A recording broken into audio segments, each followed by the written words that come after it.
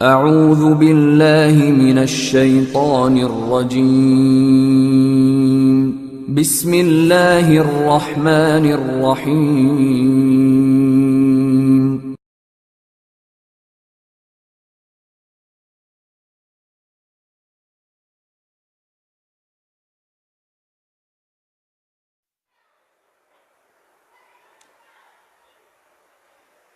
أعوذ بالله السميع العليم من الشيطان الرجيم بسم الله الرحمن الرحيم يا أيها الذين آمنوا إن تتقوا الله يجعل لكم فرقانا سورة الانفال کی چوتھی رکوع یہاں سے شروع ہوتی ہے۔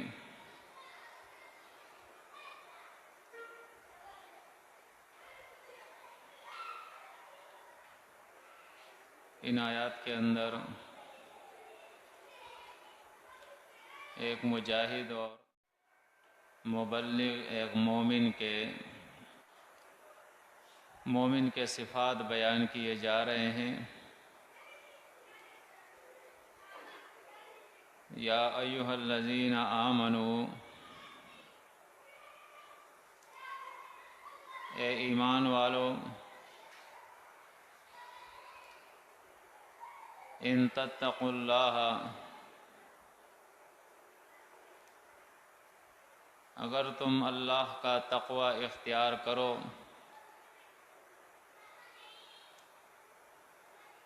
ان کاموں سے بچو جس سے اللہ نے منع کیا ہے، اور وہ کچھ کرو جو اللہ نے کہا ہے۔ تقوی کے معنی ہوتے ہیں اللہ کے اوامر پر عمل کرنا اور اللہ کے نواہی سے بچنا، اور ساتھ میں ان چیزوں سے بھی بچنا جو انسان کو شکوک و شبہات کے اندر ڈالے۔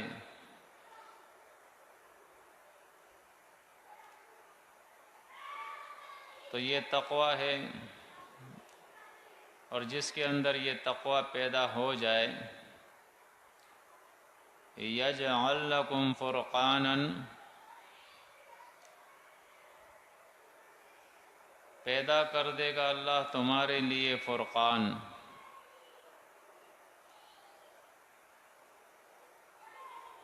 قرآن مجید کی ایک صفت فرقان ہے۔ فرقان کہتے ہیں حق اور باطل کے اندر فرق پیدا کرنے والا، فرق اور تمیز کرنے والا۔ تو ایک معنی تو اس کا یہ مفسرین نے بیان کیا ہے کہ اللہ اپنی کتاب کی ایسی روشنی اس کے دل کے اندر پیدا کر دے گا، ایسا نور کہ ہر حق اور باطل کے اندر یہ فرق کر سکے گا۔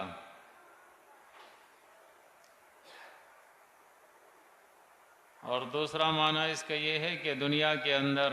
اور آخرت کے اندر اس کو اللہ ایک امتیازی حیثیت دے گا۔ دنیا میں بھی لوگ اس کو پہچانیں گے، اور آخرت کے اندر بھی یہ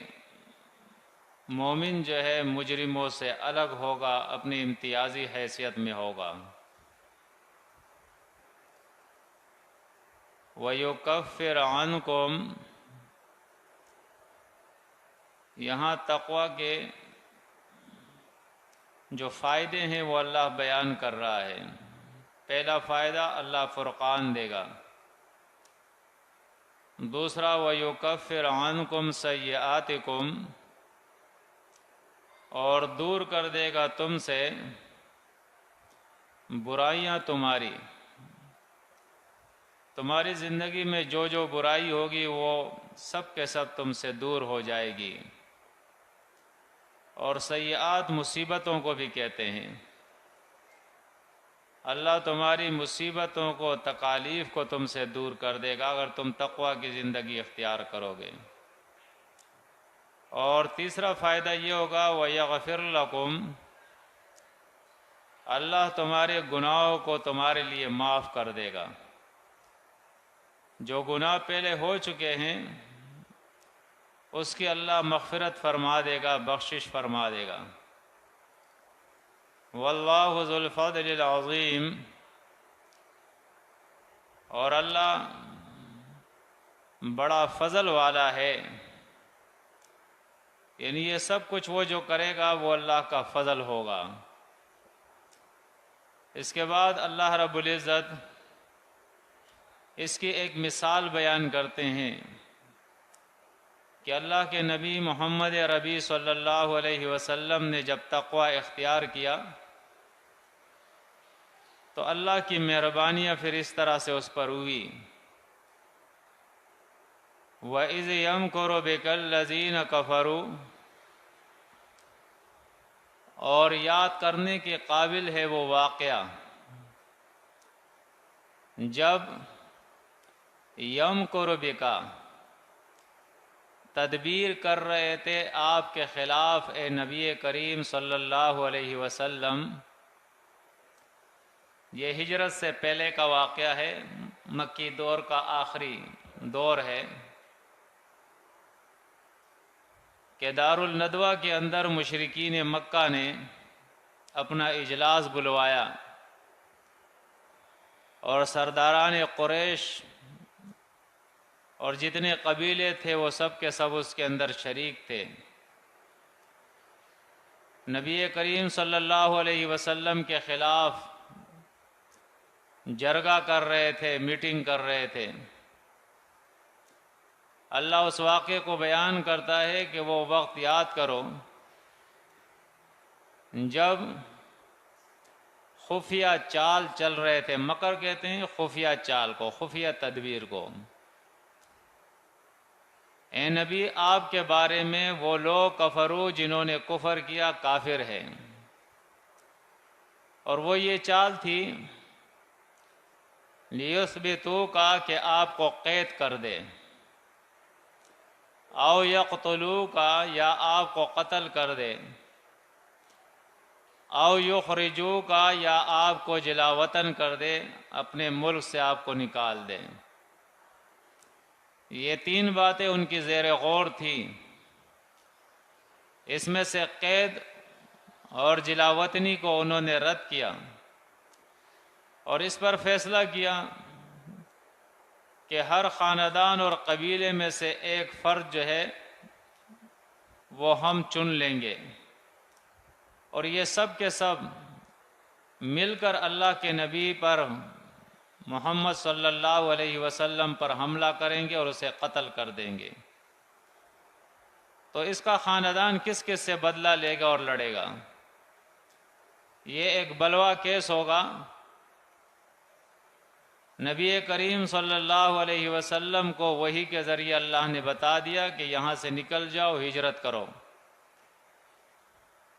تیرے قتل کے منصوبے بن رہے ہیں. آپ صلی اللہ علیہ وسلم رات کے اندھیرے میں ابو بکر صدیق رضی اللہ تعالی عنہ کو ساتھ لے کر نکلتے ہیں. فرمایا وَيَمْكُرُونَ، اور یہ تدبیر کر رہے تھے آپ کے قتل کی. وَيَمْكُرُ اللَّهُ، اور اللہ تدبیر کر رہا تھا آپ کے بچانے کی. وَاللَّهُ خَيْرُ الْمَاكِرِينَ، اور اللہ سارے تدبیر کرنے والوں سے بہتر ہے. اللہ کی تدبیر سے بہتر تدبیر کسی کی نہیں ہے. قرآن مجید مختلف سورتوں کے اندر اللہ نے اس کا ذکر کیا ہے کہ نبیوں کے خلاف ہمیشہ سے یہ تدبیریں ہوئی ہے. اور اللہ نے اپنے نبیوں کو بچایا ہے۔ فرمایا وَإِذَا تُتْلَى عَلَيْهِمْ آيَاتُنَا، اور جب تلاوت کی جاتی ہے ان کے سامنے میری آیتیں، قالوا کہتے ہیں یہ، قد سمعنا ہم نے سن لیا ہے، یعنی انتہائی تکبر کے ساتھ کہتے ہیں بھائی ہم نے بات سن لی تمہاری، جاؤ۔ لو نشاء اگر ہم چاہتے، لقلنا مثل ھذا تو ضرور ہم کہتے اسی طرح کی باتیں، جو بات آپ کہتے ہیں یہ ہم بھی کہتے ہیں، اسی طرح کی کتاب اور کلام ہم بھی پیش کرتے۔ اور اس کے بعد انہوں نے الزام لگایا ان ھذا نہیں ہے یہ کلام، یہ باتیں تمہاری الا اساطیر الاولین، مگر یہ قصے ہیں پہلے والے لوگوں کی، پرانے لوگوں کی۔ اساطیر کے معنی جو ہے اصل میں وہ مکتوبتن کے ہیں، یعنی جو پہلے سے لکھے ہوئے قصے اور واقعات آ رہے ہیں وہ تم ہمارے سامنے بیان کر رہے ہو۔ وَإِذْ قَالُوا اور جب کہا انہوں نے، جب جنگ بدر کے لیے وہ آ رہے تھے تو اس سے پہلے سرداران قریش اللہ کے گھر بیت اللہ میں گئے اور خانہ کعبہ کا طواف اور اس کے خانہ کعبہ کی چادر کو، غلاف کو ہاتھ میں پکڑ کے اللہ سے انہوں نے دعا کی، مشرکین مکہ نے، اللہم اے اللہ، ان کان ھذا اگر ہو یہ، یعنی یہ کتاب جو محمد صلی اللہ علیہ وسلم پیش کر رہا ہے، هو الحق یہ حق ہو، من عندک تیرے طرف سے، تو اس کا یہ مطلب نہیں کہ وہ دعا جو کر رہے ہیں ان کے اندر اخلاص ہے، اخلاص نہیں، یہ مکر ہے، یہ مکر کی ایک صورت اللہ بیان کر رہا ہے کہ ایک تو مکر کی وہ صورت تھی کہ آپ کو قتل کرنے کی تدبیر کر رہے تھے، دوسری مکر کی صورت یہ تھی کہ اپنے ماننے والوں کے سامنے آٹ اٹھا کر خانہ کعبہ کا غلاف پکڑ کر وہ دعا کر رہے ہیں تاکہ لوگوں کو دھوکہ دے سکے کہ دیکھو ہمارے بڑے تو پورے اخلاص کے ساتھ دعا کر رہے ہیں کہ یہ حق ہو تو ہم پر عذاب آ جائے، تو لوگوں کو دھوکہ دینے کے لیے وہ اس قسم کی باتیں کرتے تھے کہ اے اللہ اگر یہ محمد صلی اللہ علیہ وسلم کی دعوت، یہ کتاب حق ہو، یہ آپ کی طرف سے ہو، فَأَمْطِرْ عَلَيْنَا حِجَارَةً پس برسا دے ہمارے اوپر پتھر من السماء آسمان کے طرف سے، اَوْ ائْتِنَا یا لیا ہم پر بعذاب علیم عذاب دردناک۔ اللہ اب جواب کر رہا ہے وما کان اللہ اور نہیں تھا اللہ لیعذبہم کہ عذاب دیتا ان کو وانت فیہم اور آپ ان میں موجود تھے۔ یہ اللہ کی سنت نہیں ہے کہ جب تک قوم کے اندر نبی موجود ہو، اصلاح کرنے والے موجود ہو، دعوت چل رہی ہو اور اللہ اس قوم کو عذاب دے، یہ اس کی سنت نہیں ہے۔ اللہ عذاب دیتا ہے، اس کے لیے وقت مقرر ہے، کچھ مہلت دینے کے بعد، اور اس کے لیے اللہ اپنے نبی سے ہجرت کے لیے حکم دیتا ہے کہ ہجرت کرے آپ۔ نبی ہجرت کرتا ہے، مومنین ہجرت کرتے ہیں اور اس کے بعد عذاب آتا ہے، تو اس کے طرف اشارہ ہے کہ اللہ نہیں تھا کہ ان کو عذاب دیتا اور آپ ان میں موجود تھے۔ وما کان اللہ اور نہیں تھا اللہ معذبہم عذاب دینے والا ان کو، وہم یستغفرون اور یہ بخشش طلب کر رہے تھے، یعنی گناہ کے ساتھ ساتھ یہ استغفار بھی کرتے تھے، تو اس وجہ سے اللہ نے ان کو مہلت دی، کچھ وقت ان کو دیا ہے۔ اگرچہ اس آیت کے اندر ایک توجیہ مفسرین نے یہ بھی بیان کی ہے، وَهُمْ يَسْتَغْفِرُونَ سے مراد وہ مومنین ہے جو ابھی مکہ میں تھے اور انہوں نے ہجرت نہیں کی تھی اور وہ کمزور تھے، تو وہ دعائیں کرتے تھے، مغفرت طلب کرتے تھے کہ یا اللہ تو عذاب نہ بھیجنا، اس لیے کہ ہم بھی ان کے اندر موجود ہیں۔ ایک اشارہ اس طرف بھی مفسرین نے کیا ہے، بہرحال جو آسان ہے عبارت کے لحاظ سے وہ یہی ہے کہ وَهُمْ يَسْتَغْفِرُونَ سے مراد یہی مشرکین مکہ ہے۔ وَمَا لَهُمْ اور کیا عذر ہے ان کے لیے، اللہ يُعَذِّبَهُمُ اللہ کہ اللہ انہیں عذاب نہیں دے گا، وَهُمْ يَصُدُّونَ اور حال یہ ہے کہ یہ روکتے ہیں لوگوں کو عن المسجد الحرام مسجد حرام سے، وما كانوا اولیاءہ اور نہیں ہے یہ متولی اس مسجد حرام کے، یعنی حقیقی اور سچے ولی اس خانہ کعبہ کے یہ نہیں ہے۔ مشرک جو ہے وہ اللہ کے گھر کا اختیار مند اور متولی نہیں ہو سکتا، خادم نہیں ہو سکتا،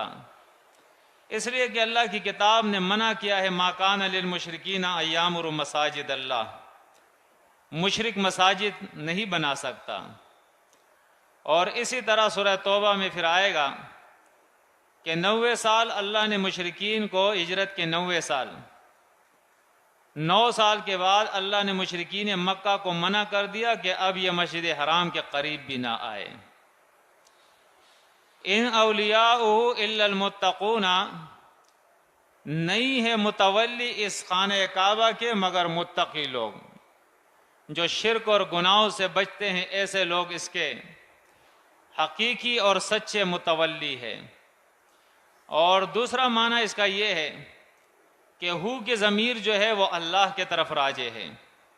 اور معنی یہ ہے وما كانوا اولیاءہ اور نہیں ہے یہ مشرکین مکہ اللہ کے اولیاء، اللہ کے ولی۔ مشرک اور اللہ کا ولی یہ نہیں ہو سکتا ہے۔ آج ہم اور آپ دیکھتے ہیں یہ قوم اتنی پاگل ہو گئی ہے کہ جہاں بھی کوئی ننگا ہوتا ہے یہ دیکھتے بولتے یہ اللہ کا ولی ہے، جہاں بھی کوئی گندا ہوتا ہے، میلا، مجذوب، ملنگ، فقیر، یہ کہتے ہیں یہ اللہ کا ولی ہے۔ جہاں بھی کوئی مکر و فریب والا ہوتا ہے کہ بڑی تسبیح اس کے ہاتھ میں ہو اور لمبے کپڑے پہنے ہو، پگڑی سر پہ باندھی ہو، یہ کہتے ہیں یہ اللہ کا ولی ہے، اگرچہ وہ شرک سے برا ہوگا۔ مشرک اللہ کا ولی نہیں ہو سکتا۔ تو فرمایا وما كانوا اولیاءہ اور یہ اللہ کے ولی نہیں ہیں، ان اولیاءہ الا المتقون نہیں ہے اللہ کے ولی مگر متقی لوگ، جیسے سورۃ یونس کے اندر بھی اس کے طرف اشارہ ہے، الا ان اولیاء اللہ لا خوف علیہم ولا هم يحزنون الذین آمنوا وکانوا یتقون، اللہ کے ولی وہ ہے جو ایمان لائے، شرک سے پاک اور تقوی کی زندگی اختیار کریں۔ ولیکن اکثرہم اور لیکن اکثر یہ لوگ لا یعلمون نہیں جانتے ہیں، اکثر لوگ جو ہے وہ نہیں جانتے ہیں۔ وما کان صلاتہم عند البیت اور نہیں ہے نماز ان کی بیت اللہ کے قریب، الا مکاءن مگر سیٹیاں، و تصدیہ اور تالیاں بجانا۔ تو ایک تو بعض مفسرین نے لکھا ہے کہ یہ بطور تشبیہ ہے، یعنی ان کی نماز بیت اللہ کے اندر ایسی ہے جیسے کوئی سیٹی بجائے اور تالی بجائے، یعنی بیکار، اللہ کے ہاں اس کا کوئی اجر ان کو نہیں ملے گا، کوئی بدلہ نہیں ملے گا۔ اور دوسرا یہ کہ مشرکین مکہ اس قدر بے دین ہو گئے تھے، اپنے شرک اور کفر میں اتنے بڑھ گئے تھے کہ وہ بیت اللہ کے اندر بھی جب عبادت کرتے تھے تو سیٹیاں بجاتے تھے اور تالیاں بجاتے تھے۔ آج ہم اور آپ سوچیں گے کہ یہ کیسے ہو سکتا ہے کہ کوئی شخص عبادت کے لیے مسجد میں جائے اور سیٹیاں بجائے، تالیاں بجائے، لیکن یہ بات کچھ عجیب اور حیران کن نہیں ہے۔ آج بھی آپ دیکھیں درگاہوں کے اندر کیا ہوتی ہے، قوالیاں نہیں ہوتی ہیں۔ یہ ظالم مساجد کے اندر قوالیاں بجاتے ہیں۔ قوالیوں میں کیا ہوتی ہے، ڈھولک بجاتے ہیں، قوالیوں میں چمٹے بجاتے ہیں، قوالیوں میں تالیاں بجاتے ہیں۔ ان کے دکانوں میں، ان کے مکانوں میں آپ دیکھیں صبح صبح قوالی بجے گی خیر اور برکت کے لیے اول قرآن کی تلاوت، اس کے بعد قوالی شروع ہو جائے گی، خوب ڈھولک کے ساتھ، خوب جو ہے تالیوں کے ساتھ اللہ اور رسول کا نام اور ان کے خیال اور گمان میں جو لوگ ولی ہیں ان کے نام لے لے کر گائیں گے، اور یہ سنیں گے اور سمجھیں گے کہ یہ ثواب کا کام ہے، یہ عبادت ہے۔ آج لوگ قوالی کو عبادت سمجھتے ہیں، تو مشرکین مکہ بھی یہی کرتے تھے، قصیدے پڑھتے تھے، اپنے بڑوں کی،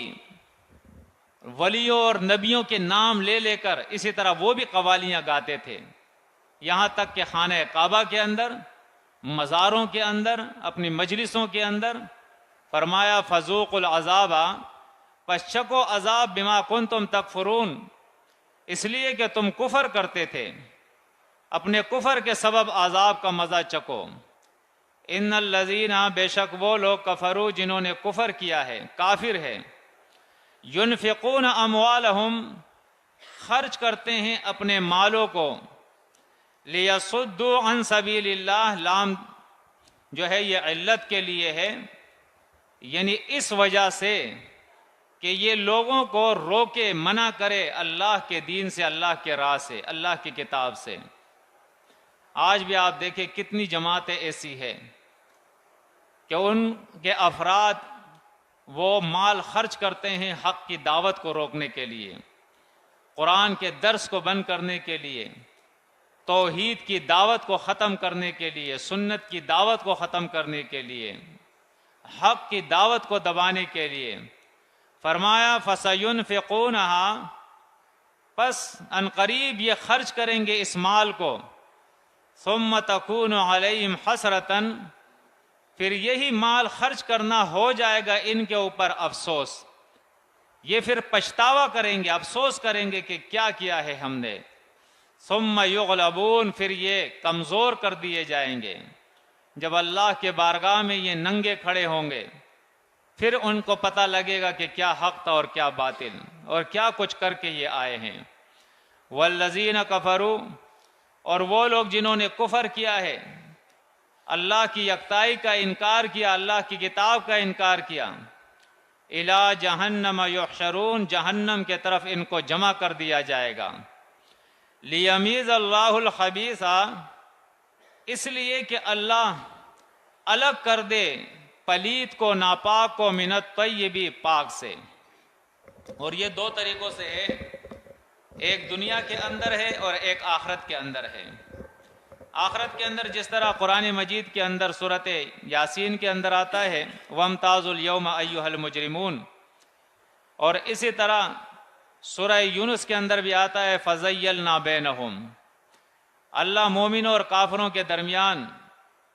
حق پرستوں اور مشرکوں کے درمیان اللہ جدائی ڈال دے گا، ان کو الگ الگ کر دے گا۔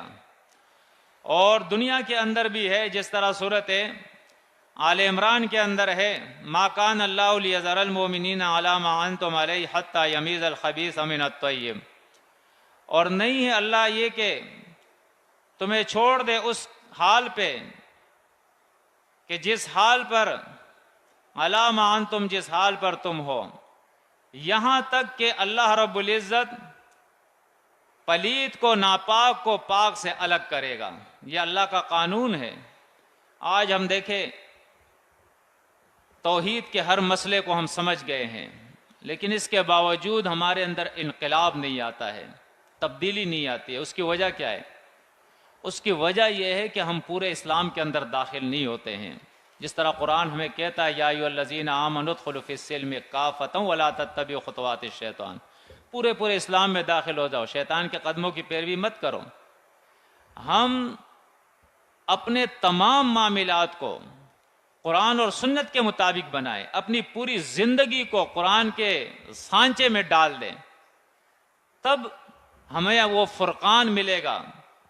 تب ہمارے معاشرے کے اندر انقلاب آئے گا، تب ایک مشرک اور ایک مومن کے اندر فرق واضح ہوگا،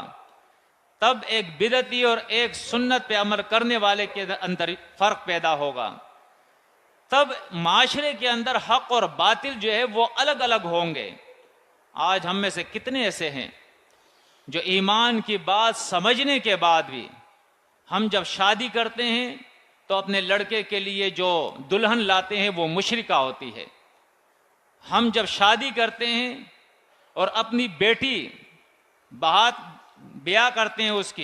اس کو دیتے ہیں کسی کی نکاح میں، تو وہ اس کا انتخاب مشرک کا کرتے ہیں، اپنی بیٹی اس کے نکاح میں دے دیتے ہیں۔ کیا یہ اسلام ہے؟ کیا ہم اسلام کو سمجھے ہیں؟ آپ پورا قرآن اڑا کے دیکھیں کہ اللہ رب العزت کا دین کے بنیادی اصولوں میں سے یہ ہے کہ اللہ رب العزت حق اور باطل کو، اللہ رب العزت پاک اور پلید کو الگ کرتا ہے، ان کو ایک ساتھ نہیں رکھتا ہے۔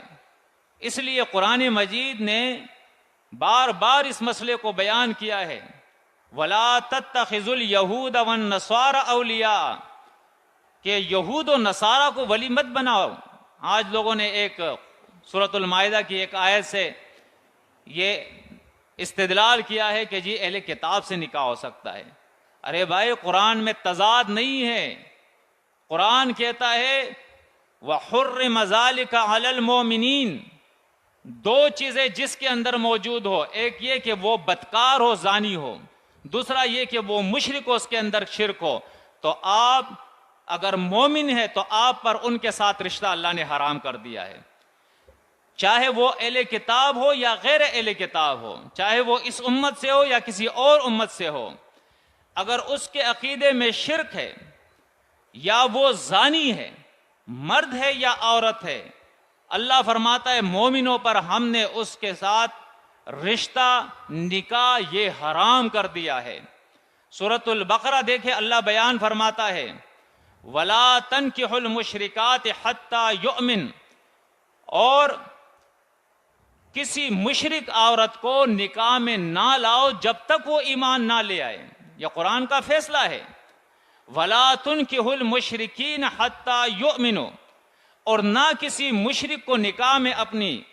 بیٹیاں دو، اپنی عورتیں دو، حَتَّى يُؤْمِنُوا، جب تک وہ ایمان نہ لے آئے۔ یہ قرآن کا اٹل فیصلہ ہے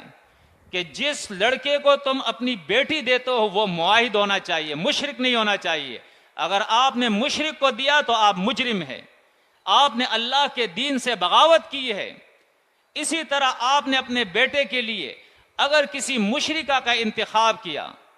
شرک کے ساتھ کسی لڑکی کو اپنے گھر پہ لائے، تو آپ نے اللہ کے دین سے بغاوت کی ہے، آپ نے اللہ کے قانون کو نہیں مانا ہے۔ سورہ الممتحنہ کے اندر دیکھیں، اللہ فرماتا ہے وَلَا تُمْسِكُوا بِعِصَمِ الْكَوَافِرِ، کہ کافر عورتوں کو اپنے نکاحوں کے اندر مت روکو۔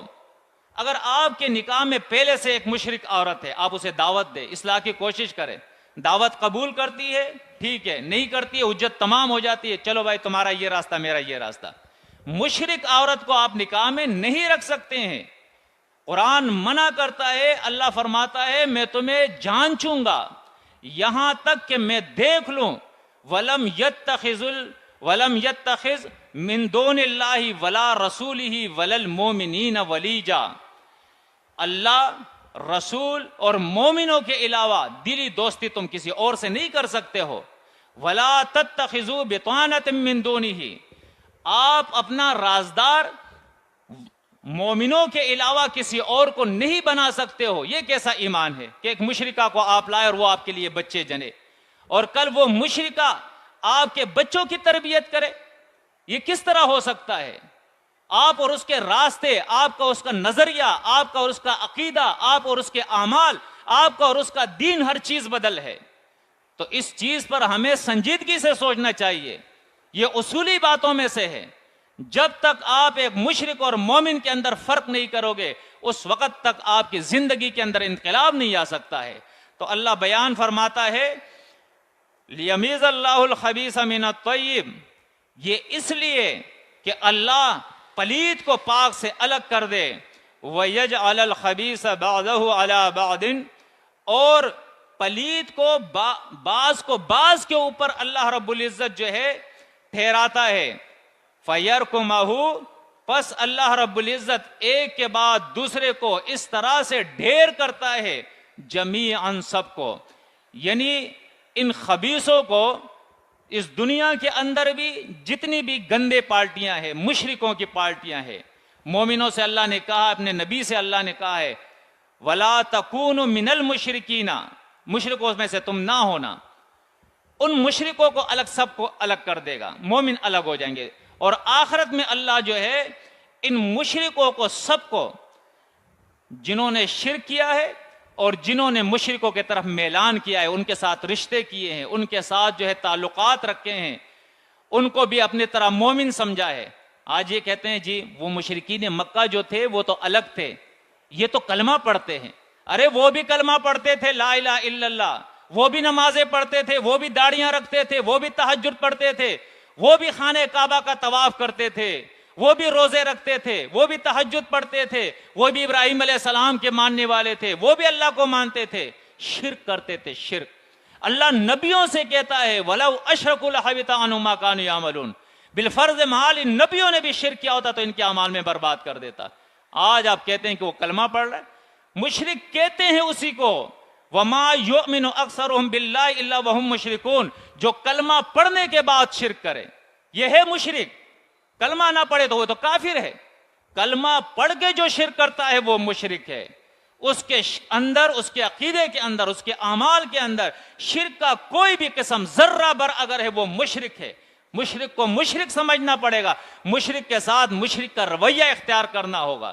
آپ اس سے تعلق ضرور رکھے، اس کی خدمت کرے، اس سے محبت اس طریقے سے رہے کہ وہ اسلام کی طرف آ جائے، دین کی طرف آ جائے، توحید کی طرف آ جائے، قرآن اور سنت کی طرف آ جائے۔ آپ اسے مارے نہیں، قتل نہ کرے، اس پہ تشدد نہ کرے، لیکن دعوت دے، اسے مشرک کو مشرک سمجھے، اس کو دعوت دے۔ تو بیان فرمایا کہ اللہ جہنم کے اندر ان مشرکوں کو